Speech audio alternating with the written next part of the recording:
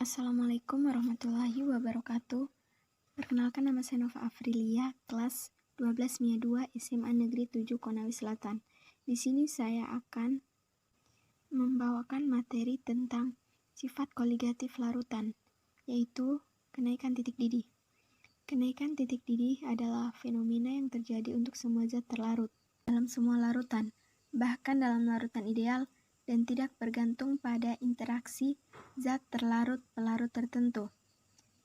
Contoh penerapan kenaikan titik didih dalam kehidupan sehari-hari yaitu penambahan bahan masakan.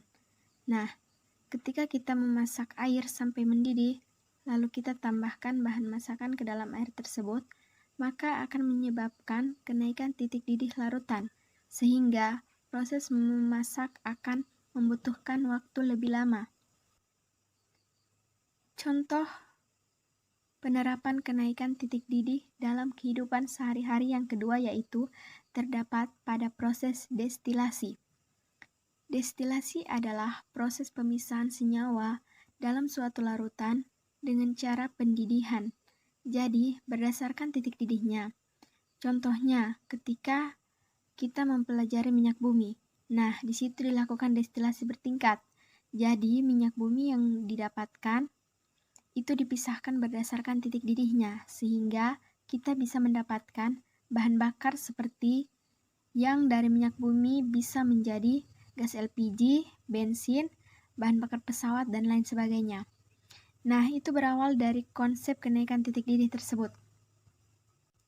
Kemudian, definisi dari kenaikan titik didih yaitu yang pertama, jika air murni dipanaskan pada tekanan 1 atm atau setara dengan 760 mmHg, maka air akan mendidih pada suhu 100 derajat Celcius. Yang kedua, jika pada suhu yang sama dilarutkan gula, maka tekanan uap air akan turun.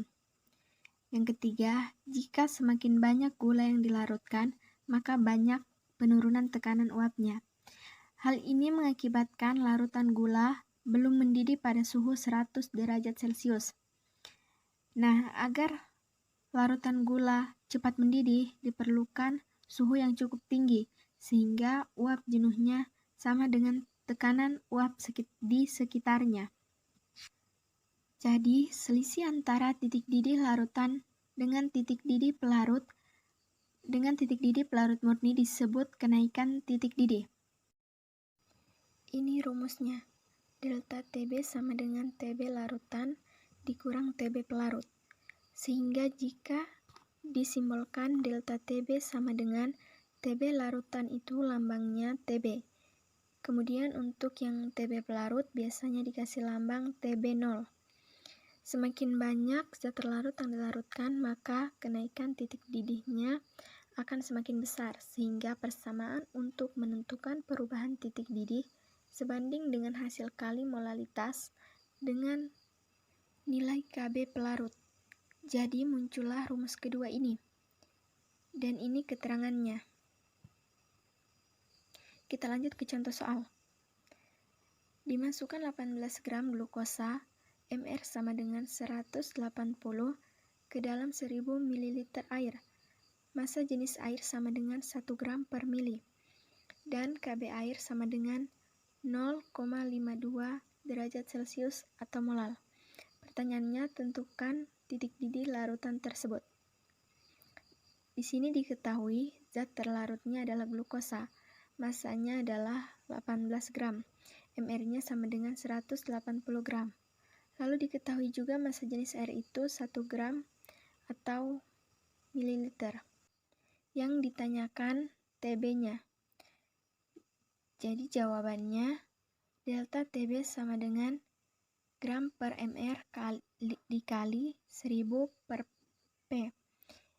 Ini adalah rumus molalitas dikali Kb. Untuk mencari massa air dengan rumus massa jenis, berarti P kali V sama dengan 1 kali 1000. 1 kali 1000 sama dengan 1000 gram. Jadi massa airnya adalah 1000 dikali Kb-nya, tetapan yang diketahui tadi. Tinggal dimasukkan saja sehingga didapat delta TB-nya sama dengan 0,052. Kemudian TB sama dengan 100 ditambah delta TB. Kenapa 100? Karena pelarutnya air. Jadi 100. TB-nya sama dengan 100 ditambah 0,052. Kenapa 0,052?